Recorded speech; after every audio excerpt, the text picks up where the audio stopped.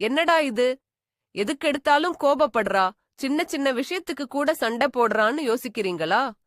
பொண்ணுங்க எப்பவும் காரணமே இல்லாம கோபப்பட மாட்டாங்க.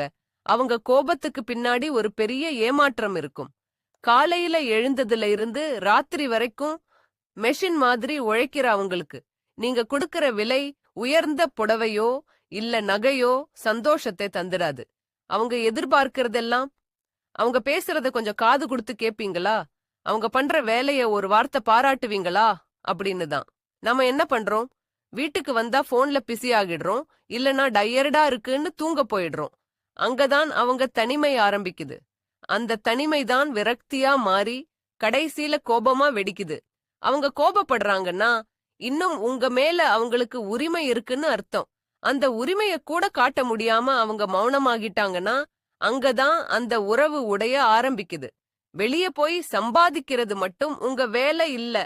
வீட்டுக்குள்ள இருக்கிற உங்க மனைவியோட மனச புரிஞ்சுக்கிட்டு அவங்க முகத்துல ஒரு சின்ன சிரிப்ப வர வைக்கிறீங்க பாருங்க. அதுதான் உண்மையான அன்பு. அவங்க கேக்குறது உங்க நேரத்தை மட்டும்தான், உங்க காசை இல்ல.